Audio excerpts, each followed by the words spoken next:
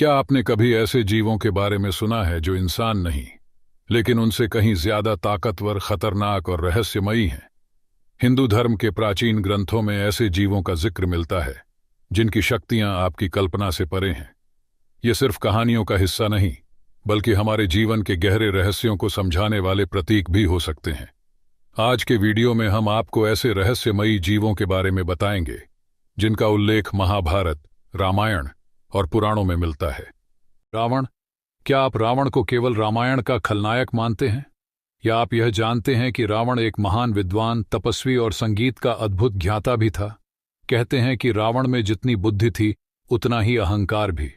उसने न केवल लंका को सोने से सजाया, बल्कि त्रिलोक पर राज करने का सपना भी देखा। लेकिन सवाल ये है, क्या रावण वाकई इतना बुरा था जितना कि उसे दिखाया जाता है? क्या रामायण में रावण के महान गुणों को नजरअंदाज किया गया है, या वह सच में अपनी शक्तियों का दुरुपयोग करने वाला एक क्रूर राजा था? रावण, जिसे दशानन भी कहा जाता है, लंकापति और राक्षस कुल का राजा था। वह महर्षि विश्रवा और कैकसी का पुत्र था। उसकी 10 सिरों वाली छवि उसे अनोखा बनाती है। लेकिन क्या आप जानते हैं कि ये 10 सिर केवल प्रतीकात्मक हैं? रावण के 10 सिर उसकी 10 प्रमुख योग्यताओं का प्रतीक थे। 1. वेद और शास्त्रों का ज्ञान। 2. तंत्र मंत्र और योग की विद्या। 3. चिकित्सा शास्त्र। 4. वास्तुकला। 5. ज्योतिष। 6. संगीत। 7. युद्ध कौशल। 8. राजनीति। 9. कूटनीति। 10. अपार बल और साहस। रावण की शक्ति का स्रोत था भगवान शिव का वरदान। उसने कठोर तपस्या करके शिवजी को प्रसन्न किया और उनसे अद्वितीय शक्तियां प्राप्त कीं। उसकी ताकत इतनी थी कि वह देवताओं को भी पराजित कर सकता था। रावण केवल एक योद्धा नहीं, बल्कि एक महान विद्वान भी था। संस्कृत का ज्ञाता। रावण ने कई ग्रंथों की रचना की, जिनमें रावण संहिता और शिव तांडव स्तोत्र प्रमुख हैं। संगीत का महारथी। रावण वीणा का अद्भुत वादन करता था। कहते हैं कि उसका संगीत भगवान शिव को भी प्रभावित करता था। वास्तुकला। रावण ने लंका को सोने से सजाया और इसे दुनिया की सबसे उन्नत नगरी बनाया।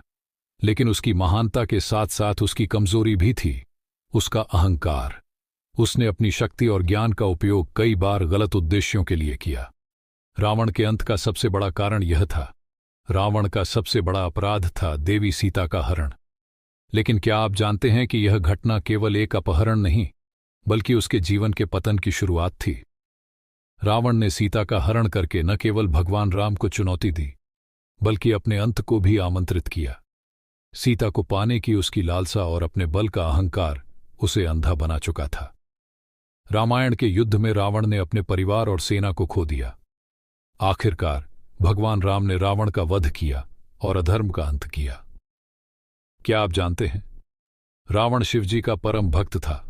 उसने शिवलिंग को लंका लाने की कोशिश की थी, लेकिन भगवान गणेश ने उसे छल रोका रोक दिया। रावण का भाई विभीषण धर्म का पक्षधर था और उसने राम का साथ दिया। रावण का वध हुआ तो भगवान राम ने लक्ष्मण को उसके पास जाकर ज्ञान लेने को कहा, क्योंकि रावण जैसे विद्वान बहुत कम होते हैं। रावण केवल बुराई का प्रतीक नहीं, बल्कि अच्छाई और बुराई का मिश्रण था। रावण की कहानी हमें यह सिखाती है कि शक्ति और ज्ञान अगर अहंकार और लालच के साथ मिल जाएं तो विनाश का कारण बन सकते हैं। रावण महान था, लेकिन उसके अंदर की कमियां उसकी महानता पर भारी पड़ीं।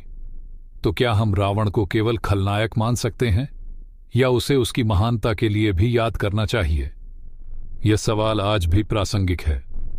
तो दोस्तों, आपको क्या लगता है, क्या रावण केवल एक खलनायक था, या वह एक मिसअंडरस्टूड महानायक था? अपनी राय हमें कमेंट में जरूर बताएं।